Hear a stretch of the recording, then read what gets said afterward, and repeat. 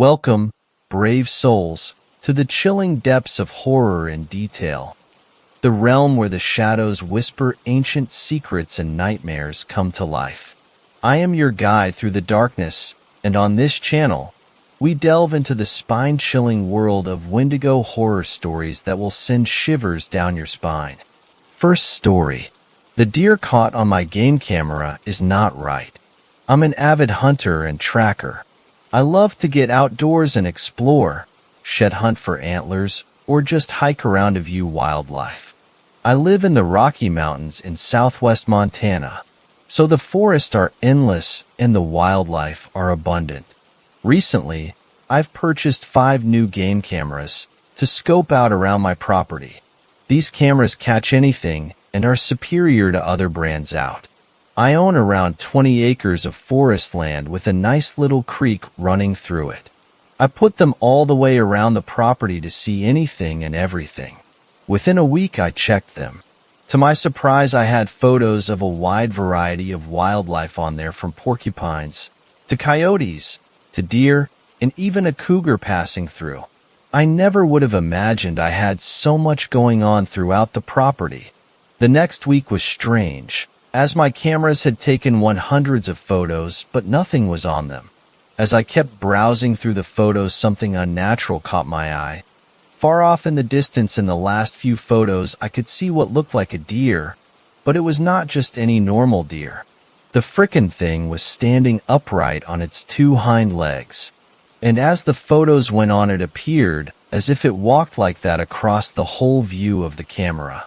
Still blown away by what I had seen, I felt the need to investigate further, so I made a tree stand by the camera that caught that freakishly looking deer.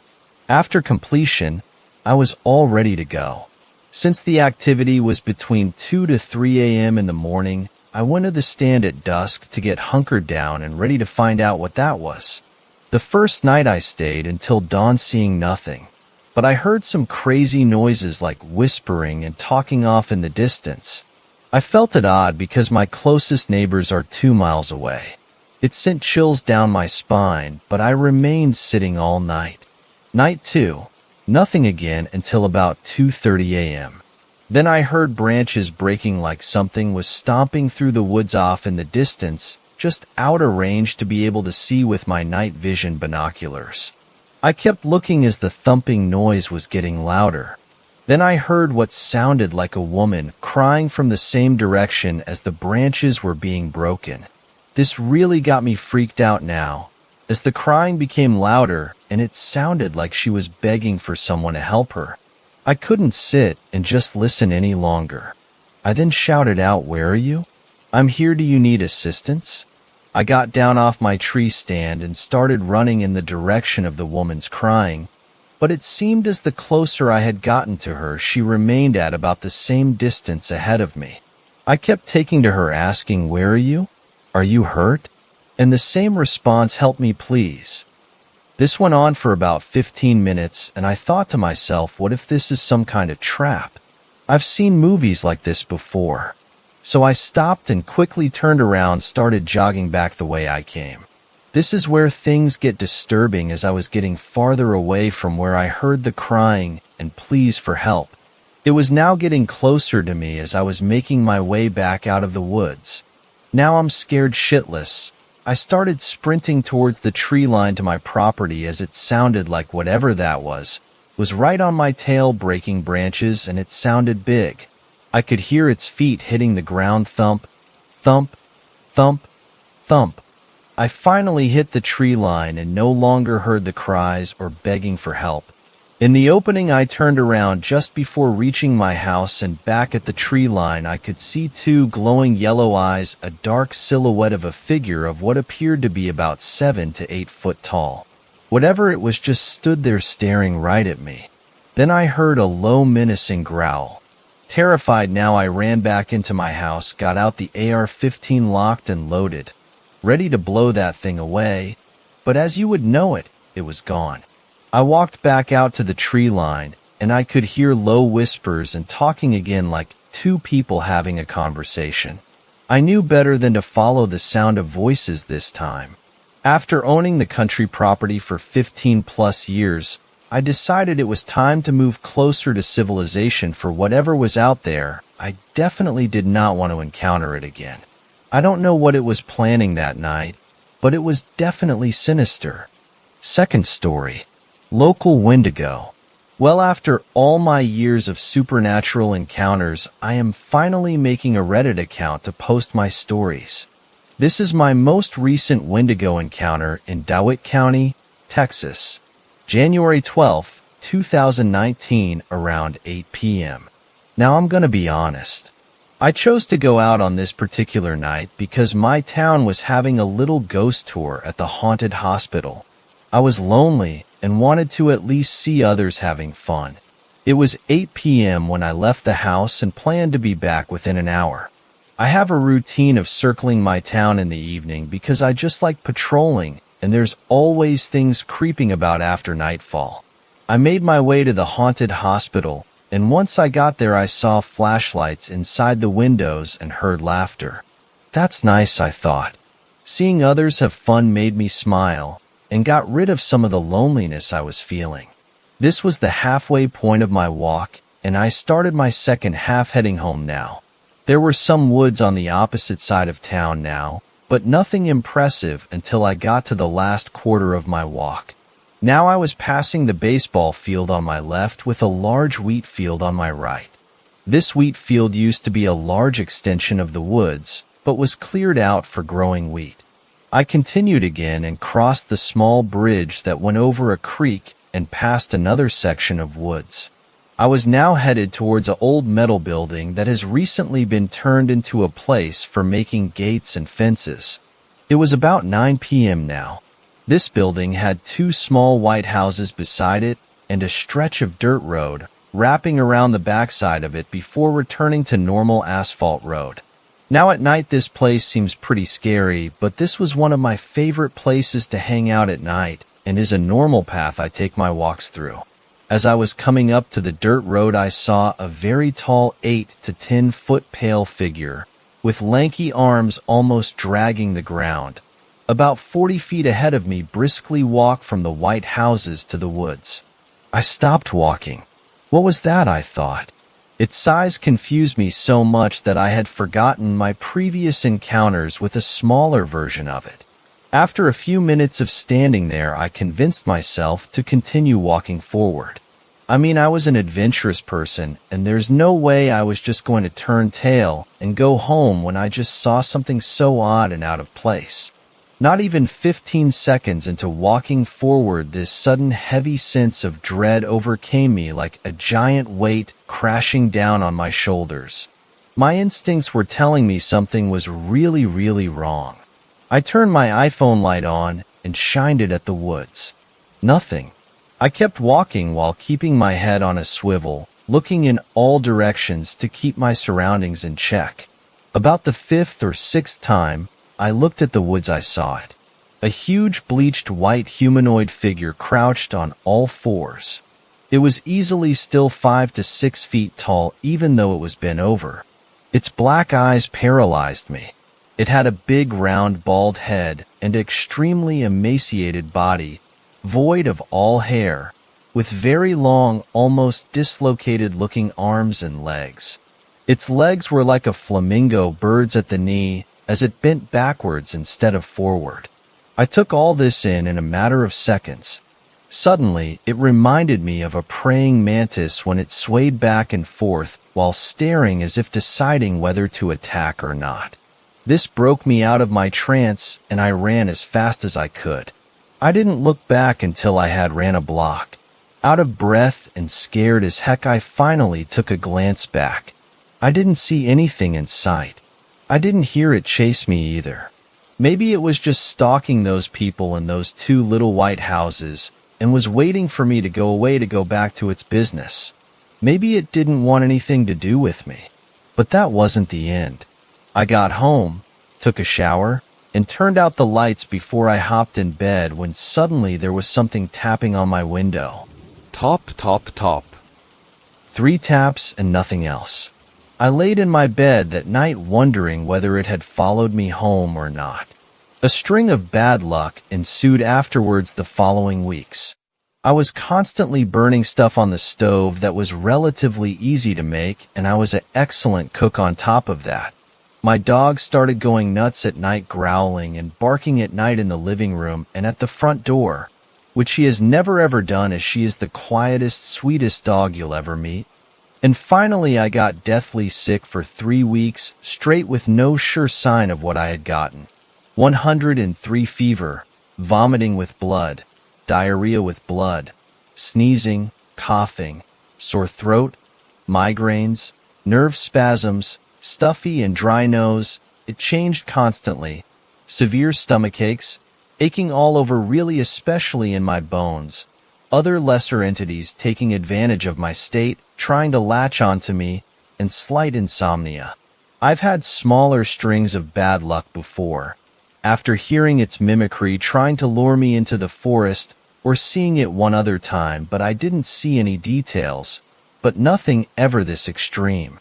I don't go into the woods alone anymore. Sorry it's been so long, guys. After talking to people who know about and study this type of thing, we've come to the solution. It may have been a forest giant, a subcategory of fairy or fae. They have many names, and they are not what you expect. I also came to the conclusion there may have been a small one living my house for years. It has been gone for a good while now, though. Third story. They were never really deer. I can still remember what life used to be like. It's crazy to make a statement like about something that just transpired a little under a year ago, as though it happened in a bygone era of the past. The reality, though, is that nothing is the same. Nothing. The story that's been passed along through those of us that remain is that it all started in the state of Georgia last fall. It seems that a young man in his 20s was deer hunting on his family farm when he witnessed a large antlered buck stand and walk on 2 legs for just a few moments, as though he was humanoid, before resetting back to 4 legs and carrying on with chasing does. He even claimed that the entire muscle structure of the deer had changed, but he also reasoned that all the beers from the night before might have altered his coherency. Nonetheless, that didn't stop him from pulling the trigger on his grandpa's old .264 Win Mag and dropping the animal in its tracks from 150 yards away. Everything appeared to be business as usual for the young hunter as he proceeded to load the buck into his Chevy pickup and haul it back to the family barn to hang for a few days to allow the meat to age and tenderize. Normally a hunter would have gutted the deer in the field, but this young man reasoned that he'd just take care of that once it was hoisted up high in the barn. No sooner had he accomplished getting the deer hung and winched before he grabbed his weathered pocket knife and proceeded to make the first incision into the buck's abdomen. What occurred at that moment is what would change life as we know it. You see, as soon as that blade pierced hide, the antlers to the buck began to sprawl out longer and longer until finally they formed a 4-digit appendage. Next thing the young man knew, his own knife was drawn across his neck, and he fell to the ground gasping for air as his jugular had been severed. The father of this young man rounded the corner just in time to see the being standing on 2 legs over his struggling son. He had just enough time to grab his own lever-action rifle propped against the doorway and cycle a shell into the chamber before it turned around to face him. In what seemed like a mirage, the being hazily transformed into the very likeness of his son. Being obviously conflicted, he found himself unable to pull the trigger as he aimed on its chest. The scenario became even more bizarre when from under scalp of this human-like being began to sprout antlers. Not just spikes, a full 5x5 rack. The farmer snapped out of it just in time to begin pulling the trigger again, but Humanoid took notice and was immediately on him, goring his torso with its rack. Supposing the old man to be dead, the being proceeded waltz out of the barn and into the house, where it murdered his wife. As best as anyone can configure from this entire situation, these beings have the ability to communicate worldwide. The reasoning behind this hypothesis is that they overtook the entire world that very night. And by they, I mean the deer. Not just one variety or subspecies of deer, by the way. All of the antlered creatures of the planet. The elk, moose, stags, mule deer, blacktail, cows, whitetail, fallow, axis, and so on and so on.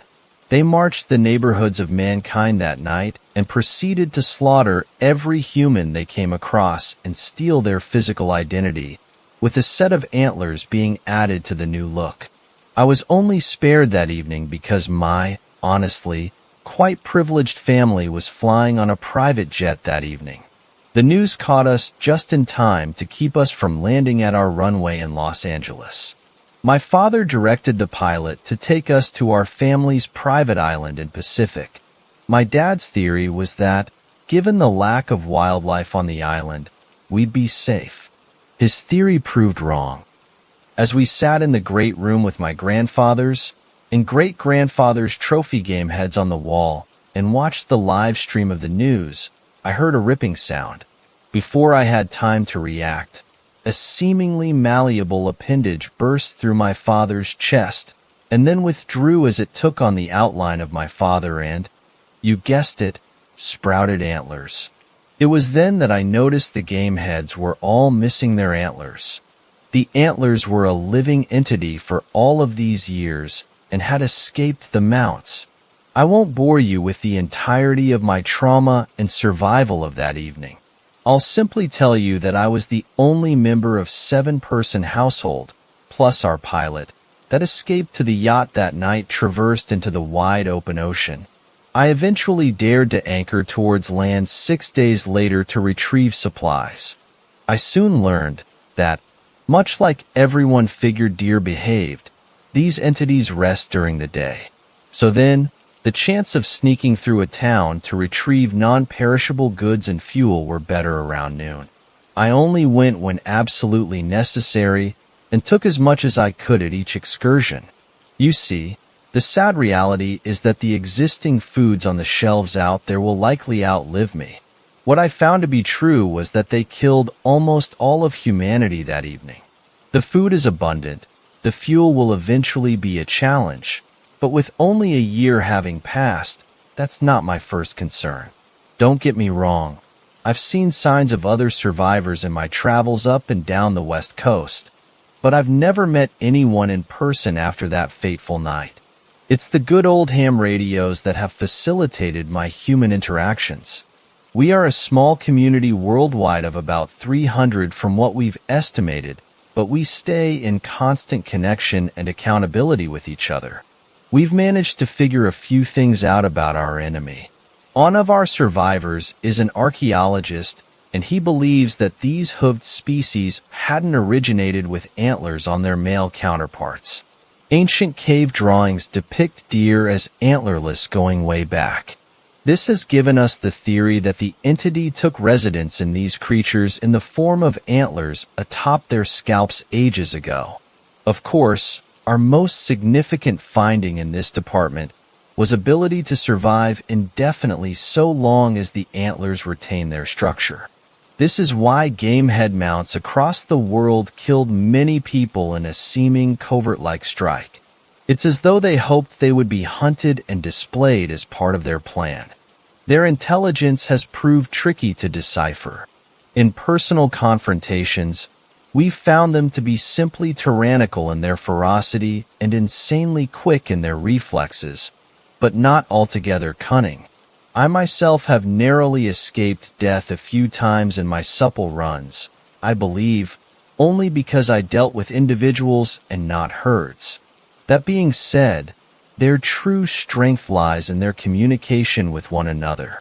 It's an almost eerie, hive-like system in which they are receiving orders and acting in unison.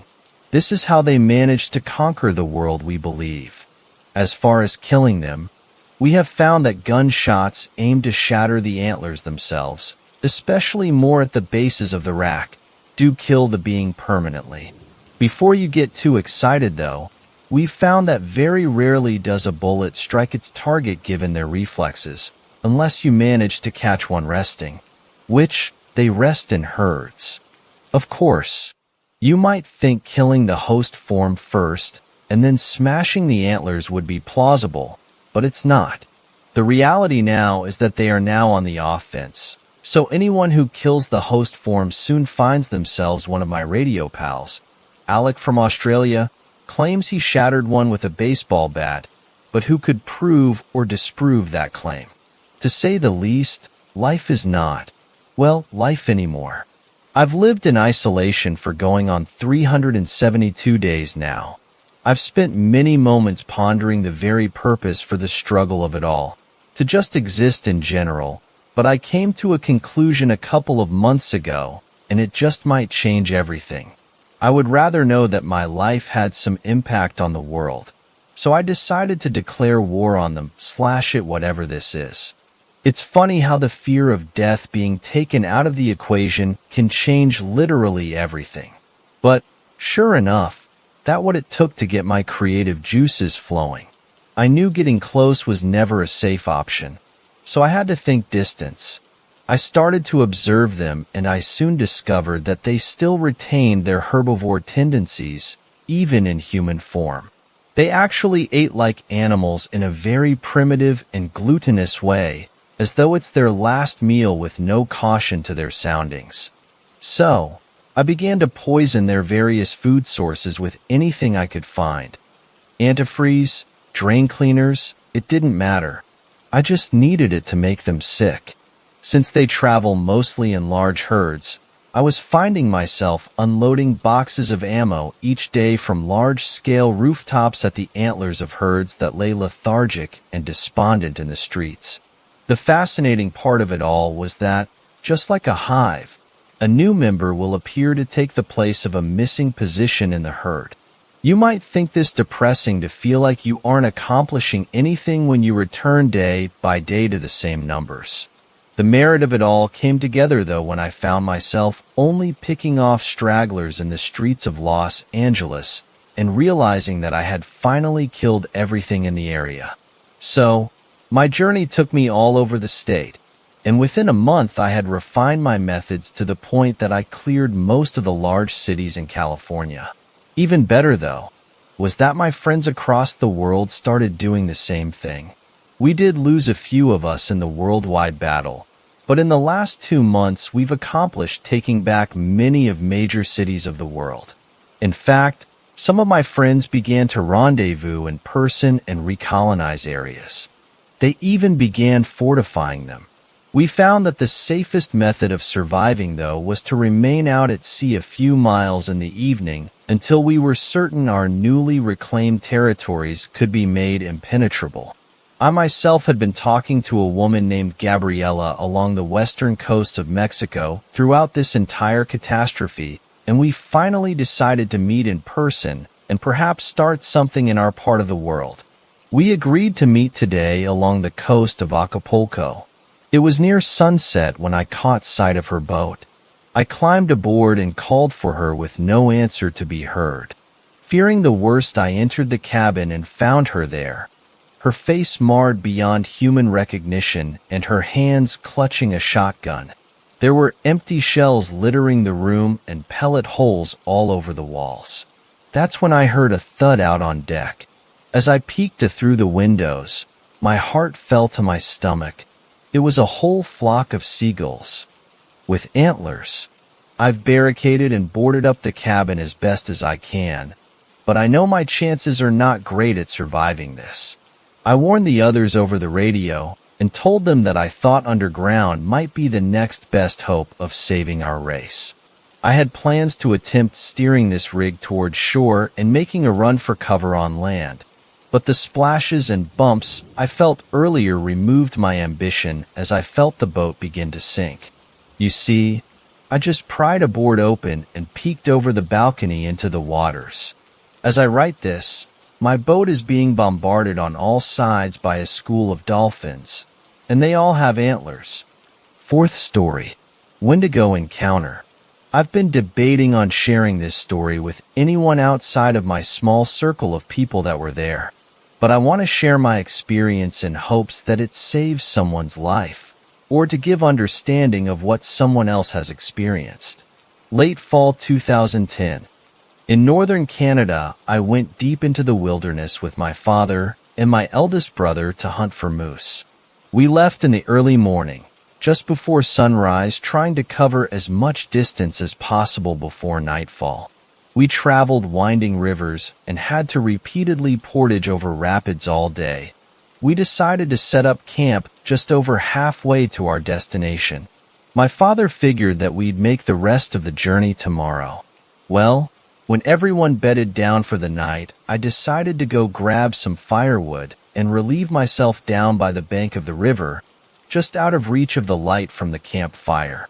Out from the tree line, about 15 yards away, I could hear rustling in the bushes. I watched the area where I heard the noise and focused on that spot. I felt kind of funny, dizzy/lightheaded, and I could smell this putrid stink, like old milk or rotten food.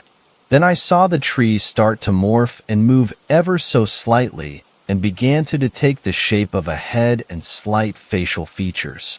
My eyes began to adjust to the darkness and along the tree line. I could hear this voice coming from there. I recognized it. The voice sounded like one of my relatives who had recently passed. The face took shape of my relative. "Hello," they said. "I've missed you. Come see me." I smiled and stepped forward a bit, but stopped to analyze the situation. My relative's face stopped smiling and became emotionless. The skin began to turn pale and peel away. Chunks of flesh from their cheeks began to fall away, and I felt shock and fear overwhelm my body. I couldn't make sense of it at all, so I started to back away and make my way to camp. I didn't realize at the time that I had been walking towards the voice and I was further away from the firelight. The voice became angry and began shouting at me to come here. So I turned to run away, but as I looked back one more time, I saw the most disgusting thing I had ever seen. It was rotting flesh on gnawed bone, caved-in eyes and a hollow chest cavity. This humanoid creature was tall and super thin. I ran as fast as I could, trying to yell for help, but the fear had made my voice quiet and raspy. I ran along the riverbank and I could hear the heavy breaths and the stomping feet from this thing right behind me. I made it onto the top of the riverbank, but it grabbed a hold of my leg as I jumped up. I gripped and tore the grass trying to lift myself and yelled as loud as I could. Then finally my voice came back and I yelled that, "Someone has my leg." My brother woke up and ran over to where I was. Then he pulled me up and took me over to the fire. I was terrified, trying to explain what I saw and that it looked like my relative but not. I was trying to convince them that I wasn't seeing things, but my brother nodded his head and said, "I saw it too. I know." That solidified it. He acknowledged that it was real.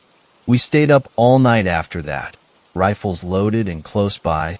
We packed up when the sun was coming up and went back home. We haven't shared that story with anyone out of fear of being labeled as crazy or liars. I've had nightmares and couldn't sleep for months afterwards. I would see things/dark figures looking into my window or hear whispers when I was walking home at night. Eventually, I was seeing this dark figure daily. I went to medicine men/shaman for help, but I've learned that the ceremonies only relieves it temporarily. Friends have given me everything from protection pouches to certain crystals. I found out that there's a strong possibility that I encountered a wendigo. I learned that if you encounter one and survive, it attaches itself to you like a parasite. I learned that it could only do this if it touches you, which it did. Ever since that night, I've been on edge when I enter any forest or wooded area, which sucks because I loved being outdoors/hunting and in nature. Now I always feel like I need to keep my back against something when I'm out in the wild. Anyways, make your own conclusions about this. I've paid a price for being an ignorant child to the stories of old. They are real. I can attest to that. Fifth story. I don't like deer. This is my first time really talking about this, so please excuse any weird phrasing or spelling errors. I've marked out my name and my associates' names for privacy, as I'm sure they wouldn't want to be connected to something like this. I used to work in a coffee shop.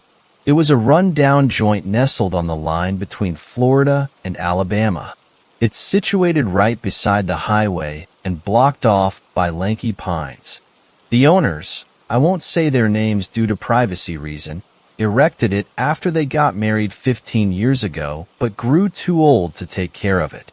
They ended up giving it to their snobba millennial son-in-law who flunked out of business school 4 years ago. He took all the walls down and got rid of the stained brown carpets and yellow walls. Made all 4 walls completely glass and the floors white shiplap. It looks good, better than it used to be, but completely wasted when you remember that it's a shitty coffee joint with 3 employees in the middle of nowhere across from an Exxon gas station. The manager, the snobby son-in-law, we'll call him Robert, rarely came around after he realized how slow business really was. It was kinda sad, actually. He poured all of his effort into it, only to turn 25 or so customers a day. Now Robert only comes in to deliver my check, or take a dozen pastries to the sheriff's office a few miles down the way. If it sounds bad, it's because it is. I work with 2 other people, but they can't afford to put us all on one shift like they did before. So now I work the night shift, coming in around 3 p.m. and leaving at 9 or so. We close for an hour in between each shift so that we can brew more coffee and bake pastries. My coworker, Molly, a fake name for said purposes, would almost always come in late for the graveyard shift at basically 11 p.m. But it didn't matter. Robert could care less as long as he didn't have to be there. Molly was really sweet, just not very bright and obviously couldn't read a clock. So today, I got in around 3:15 and entertained a few guests who came in for black coffee before a football game. That brought in a bit of a rush, since football was the only notable thing this shitty town does on weekdays. I had a few families come in for hot chocolate and warm vanilla lattes. Those were fun to make since I have all the time in the world to practice my latte art. I made a tiny lily pad and flower on a little girl's hot chocolate. She didn't seem impressed, and I wished I drew a middle finger instead. The rush ended at 7:30 with an older gentleman with tan skin who ordered hot water in a to-go cup. Just the water? I always ask just in case, so I don't have to reopen the tab. Too many indecisive bitches who change their mind with their card in the slot already. He looked at me for a moment and nodded. Yeah, that's it for me. Do you need anything? I stopped for a second and met his eyes. They were dark and round, big dark bags under the eyelashes. He had wrinkles around his eyes and brows, heavy beard under his lips. I felt my face grow hot. No, sir, I'm good. Thank you, though. I tried to avert my eyes to his check, which I then realized was free since he only ordered water. You're all set. Stay warm out there. I smiled politely and turned back towards my barista bar, cleaning off my stir spoon with a rag. After a few seconds of silence, I turned, and he was still standing watching me clean. Is there anything else I can get you? My stomach might turning. I hate this, being here in the middle of nowhere by myself. No one around if someone like this strolled in. I glanced up at the Exxon across the road. The lights were beginning to switch off with the sunset. The clerk must be closing up. I had a can of wasp spray under the register and I eyed it quickly. He shimmied from shoe to shoe, big eyes looking into my soul. What time do you get off tonight? He talked like he knew me personally, like we were supposed to catch a movie afterwards. I flinched, not wanting to tell him the truth. I work a double tonight, so I get off at 2 a.m. Late hours. I nodded respectfully and tried to leave the situation by heading towards the back. Why'd you guys put all this glass in here? He called after me as I entered the back kitchen. I pulled my phone out and set it up to call 911 if need be. I set my phone on the counter and faced him, finger hovering over the green call button. You could never be too safe. More natural light. Thought it would bring more people in. I invented. He smiled a bit back at me, looking around the empty restaurant. Did it? I laughed humorlessly and shook my head. He finally nodded and started towards the glass door in the front. He took a glance up and down the door and then slid outside with a wave. I breathed out the air I had been holding in for his stay. I cleared the numbers off my phone and brought it over with me to the coffee bar. Robert said when I was hired they had a zero-tolerance policy on phone usage while on the clock. But Robert plays bit life in the corner when it's slow, so I stopped caring real fast. I scrolled through Facebook aimlessly and ended up watching a few videos on YouTube. The time ticked on with no one passing through. I thought I saw a car passing by, but it was the Exxon employee going home. I waved widely goodnight, knowing he would see me through the glass. He offered a half wave back and turned down the road into the darkness. Something stirred behind him in the trees. My eyes darted up the pine tree behind his car, and I noticed it swaying slightly. Then it stopped. I felt a cold chill race up my back. When I say we are in the middle of nowhere, it's not an exaggeration. The gas station and I were directly across from each other on the county road. On all sides of us were thick woods until about 10 miles when you finally hit a Dollar General. Then another 15 or so, and the only school in the county. I live about 40 minutes away, so the drive isn't too bad out here. It's just so isolating, especially when the gas station guy leaves. If there were bears around here, they would be around here, for sure. The only light in the woods for miles would draw them in with the promise of food. There had been a few animal problems in the past few weeks. The sheriff's office would come in after shift talking about farmers having their chickens killed in the night. There wasn't much they could do but show up to the farmers' houses after the fact with guns drawn. They hadn't shot down anything yet, but the townspeople talk all the time about finding huge footprints in their soil. I hate the thought of a bear finding me out here. Wasp spray probably wouldn't do too well against one of those beasts. I tried to push the thought out of my mind. I drew on a napkin and listened to Frank Ocean for another hour. Finally 9 rolled around. I stood up and started cleaning off the counters and tables, cranking my music up louder. It was finally time to close everything down. I was jamming out, scraping crumbs off the pillows of the lounge seating when my phone dinged. I slid over to the coffee bar, already knowing it would be Molly explaining again why she was late this time. Probably her mom forgot to take out the garbage, or her boyfriend needed a ride to Walmart. I flipped my phone over, and my stomach dropped. TXT. Molly // work. Hey girl, I hate to do this, but my brother is sick and gave me a stomach bug, so I can't come in tonight. Can you cover my shift? I'll bring you food next shift. Pleading face. Fuck me. I slammed my phone down and closed my eyes. Cover her shift. An hour before I'm supposed to get off? That means I really won't get off till 3 a.m. Jesus Christ. I called Robert, who didn't answer for the first 5 rings. Robert, this is Rob. Me. Hey, Molly called out last minute and wants me to cover her shift. Okay. Me. So can you come in so that I can go home? Can't tonight. Have you tried Scott? Me. Heavy sigh. Yes, I've called Scott, and he's only available for mornings. Well hey, extra hours, right? Good luck. I fought every urge to not scream into the phone as he disconnected. I decided to sit down and reevaluate every decision that led me here. Yes, I do need more hours. Hospital bills won't pay themselves. But fuck, I wish I didn't live here.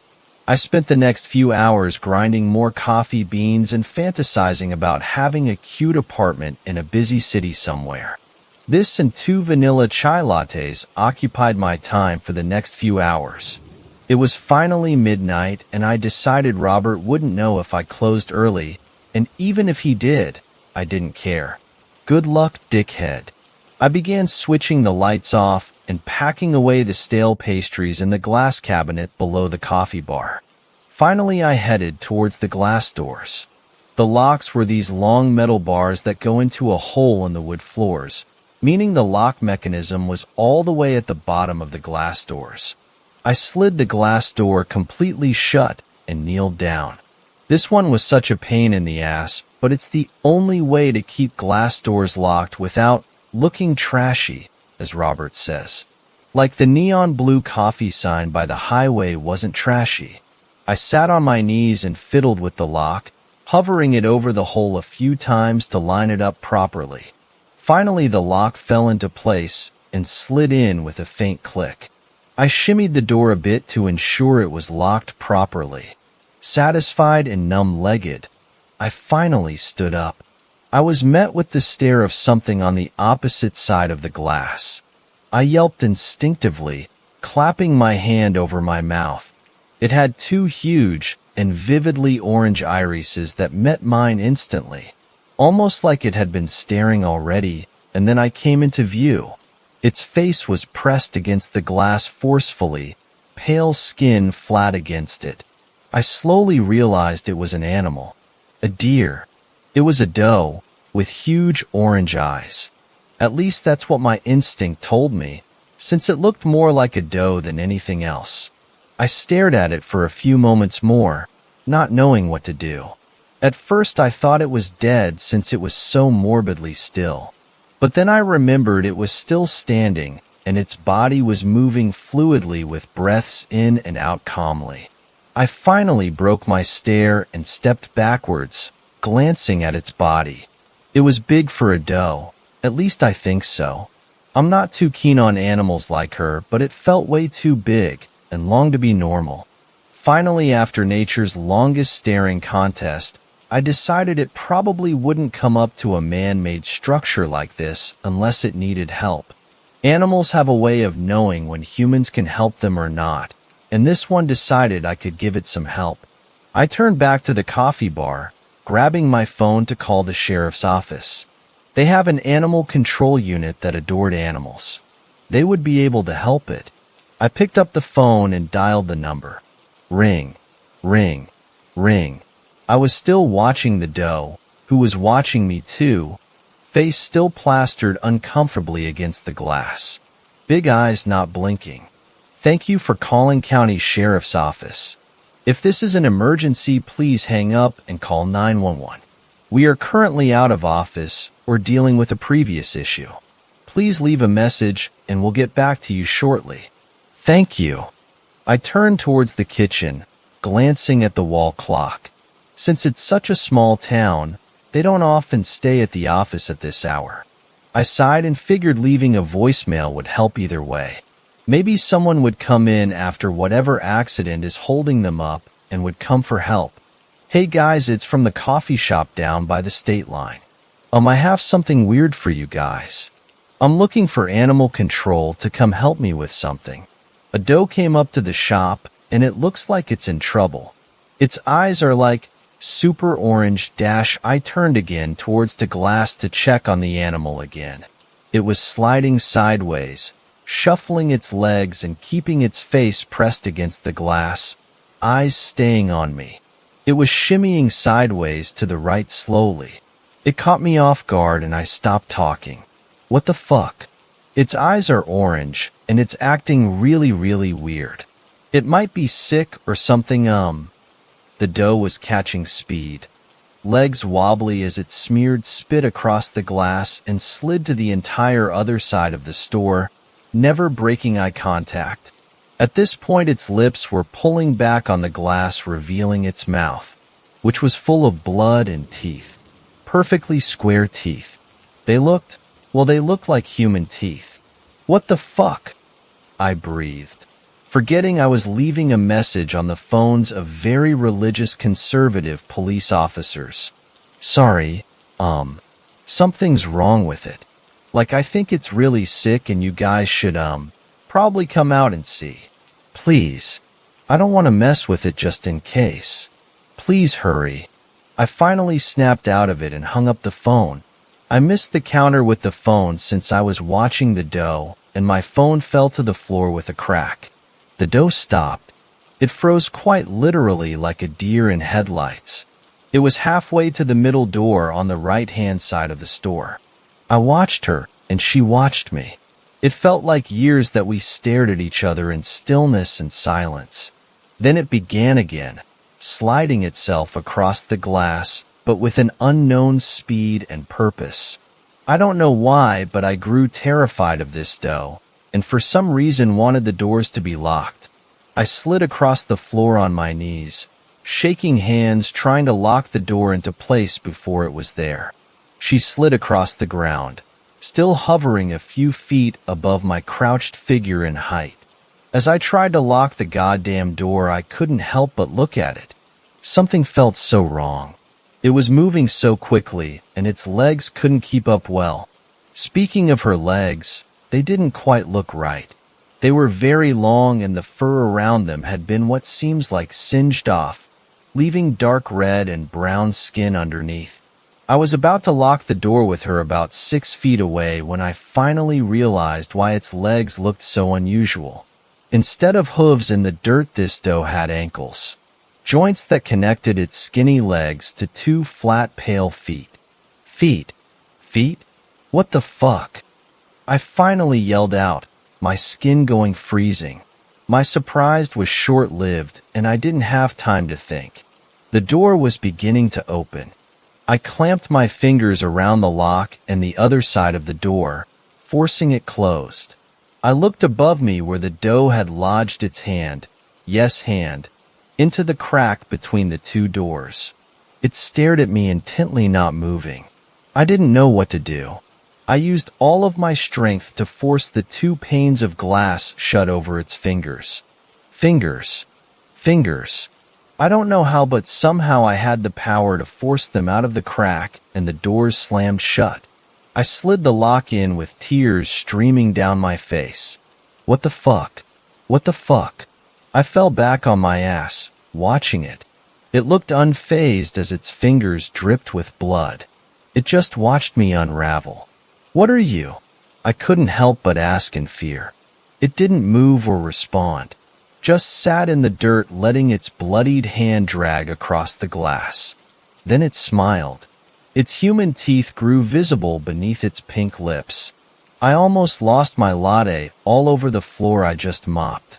It started sliding again, but with a new intensity towards the complete other side of the glass to the other unlocked door. Luckily, I was faster, and I scrambled over, locking it fluidly before it even reached the halfway mark.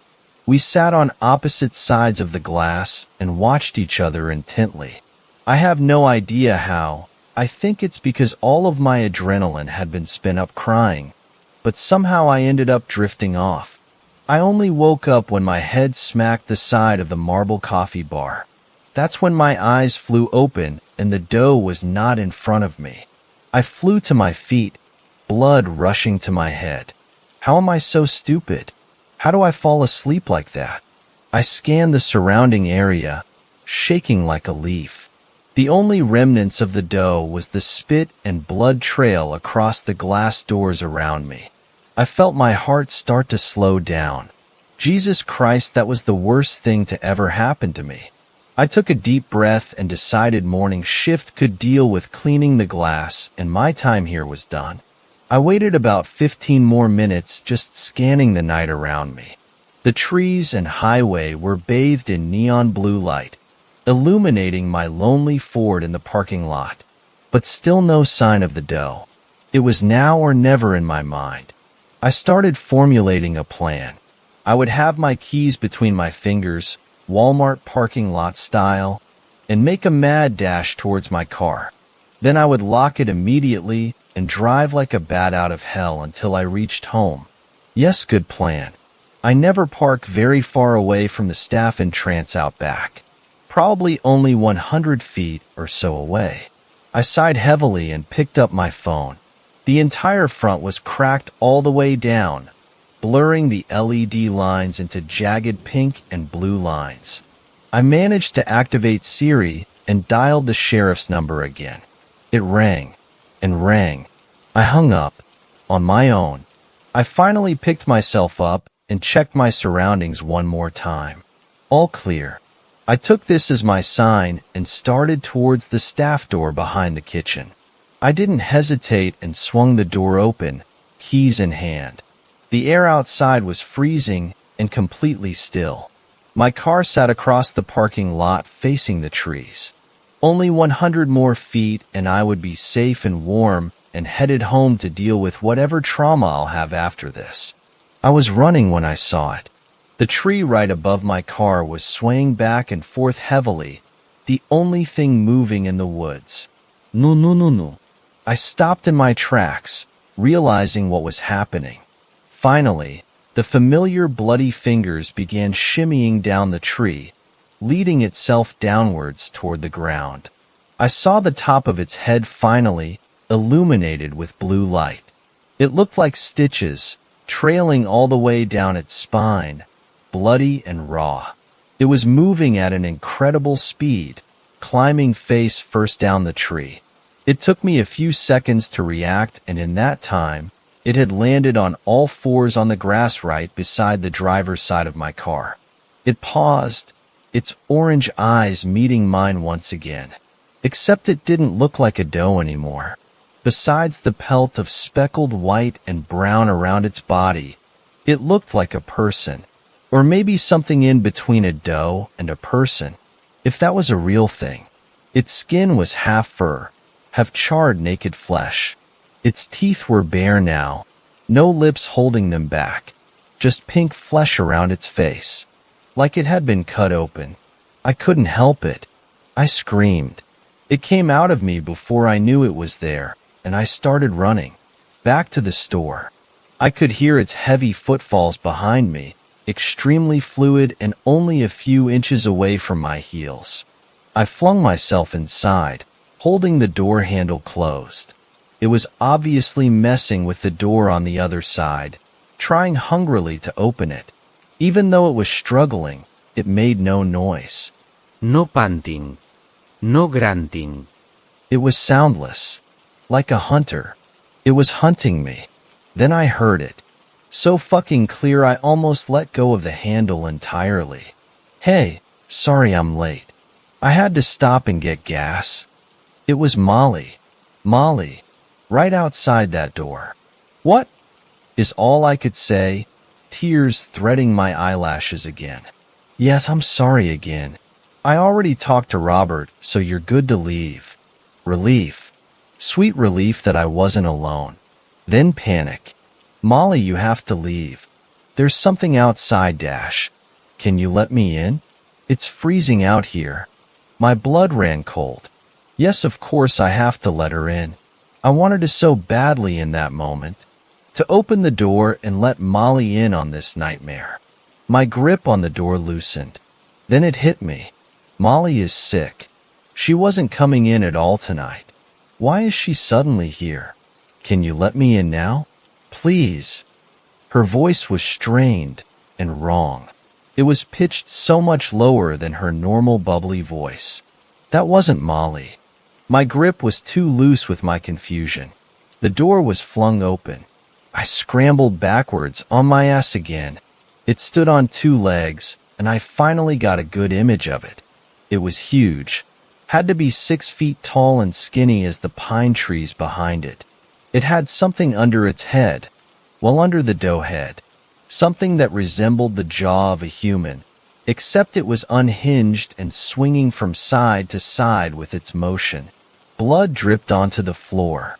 Its body was wiry, and I could see all the organs behind the papery skin. And that's all I saw before my fear made me uncap the wasp spray behind me and shoot that shit right in its face. It stumbled backwards for a second, and I took that chance to get off my ass and run like no one's business. I leaped over the coffee bar and started unlocking the glass door. It started sliding across the slick floor with inhuman speed, and the lock was not unlocking. Fuwakuk. I screamed, trembling so hard the lock slipped out of my fingers. Somehow, and God, don't ask because I have no clue, I managed to slip it upwards and the glass slid to the side. I got on my feet and yanked the door shut behind me. I didn't turn but felt the glass shatter to pieces only a few feet from my back. Shards of sharp glass embedded themselves into the back of my flannel as I propelled myself forward towards the Exxon. They have an outdoor bathroom that was always unlocked that I used every now and then, and I've never wanted to be in that tiny smelly bathroom more in my entire life. Before my feet hit the asphalt of the road I felt it. Hands on my back, on my collar, strong forceful hands on my shirt, yanking me backwards. "No!" I cried, snatching my arms forward, desperately raking my feet towards the highway. I felt my limbs crying out in pain as its nails dug into my flesh. "No!" I thought it came from my own mouth, and then realized I hadn't opened it again. It wasn't me. This thing has said it, and it sounded just like me.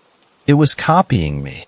This is what broke me, and I finally launched myself over the threshold into the road.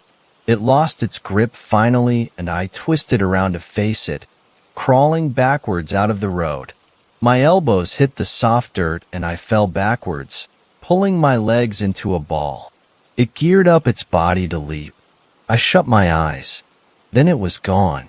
A huge gush of air zoomed between us, followed by the squealing of brakes. The doe was launched yards and yards away into the woods. I heard the sickening crack as its spine hit the bark of a pine tree. I watched it tumble lifelessly into the brush below. How the pickup truck missed me is completely beyond me. Fuck. Did it hit a person? Was that a person? The guy driving was screaming, eyes bloodshot and huge. His pupils were huge too. I wearily stood up, grabbing the rolled-down window to look at my savior. No. I shook my head and leaped into the bed of the truck. I asked the guy to drive me to the sheriff's office, which he finally did after I convinced him that I wasn't going to turn him in for vehicular manslaughter. He had been high as a kite, speeding up to 70 on a 35 road with his lights off. That's why I didn't see him until he hit the doe. I really didn't turn him in, not that he gave me the chance. Once I got out the back of his truck, he sped off, turning his lights on and getting the hell out. Luckily, 2 of the officers were there, awake and overwhelmingly worried when I showed up with my shirt ripped almost off and blood all over me. They went over with their full unit and animal control, but I didn't go with them. Apparently, they followed the blood trails from the shop into the woods, and then it stopped completely. Out of nowhere, right at the woods line. They saw where my shirt ripped by the highway and collected it for me. They ran samples on the blood found. It didn't match anyone. They had to close down the coffee shop since I told Molly what happened, and we both quit. Scott and Robert were the only ones working, but it didn't take long before the horror story reached Scott, who then quit mid-shift. The town talked for sure. People came to my house asking about it. The police chalked it up to being a bear or a wolf, or some large animal that had rabies and was chasing me around. This was the story they went with, writing it in the papers, telling my family. I told them what I saw, and they decided that I was too terrified and traumatized to be seeing things correctly. Though there was a glint in the sheriff's eye when I told them what it looked like. Something inside of him believed me. I moved to Seattle a week later, taking out a loan and renting a studio right in the heart of the city, surrounded by people. I don't work anything but day shifts anymore, and I haven't had a chai latte since. I keep the blood-stained scrap of my flannel in my wallet as a constant reminder that somehow I'm fucking alive. I've told no one except my girlfriend who moved with me, and now you guys. We keep the lights on in the apartment constantly, even when we sleep. And I haven't passed a bottle of wasp spray without having a panic attack since. Truly, I don't know what happened, or what that doe really was. I don't understand anything that happened, except that now I have crippling anxiety when nighttime rolls around and that I nearly piss myself every time I see a deer of any sort. My girlfriend found a therapist for me and I go every now and then, but I don't really talk about what happened, just how alone I feel since it happened, that no one can relate to me, and no one else would ever believe me. Every now and then I get a call from the sheriff who is genuinely concerned with my well-being after seeing me in that state that night. The most recent time he called I didn't pick up, as I finally fell asleep that night, which was incredibly rare for me to fall asleep without sleeping pills. I woke up the next morning and groggily checked my phone. He called once, but missed. He left a message though. "Hey, it's me again. Just wanted to check up on you. I haven't seen you in a while. I didn't realize you left so quickly. I didn't have time to say goodbye. You should come visit again soon. We miss you here. Take care." I listened to it probably 12 times. I played it for my girlfriend, and we both listened to it a few more times after, comparing it to the other messages he had left. But she confirmed exactly what I thought too. Something was off about this one. It was lower pitched and strained. Not quite his voice,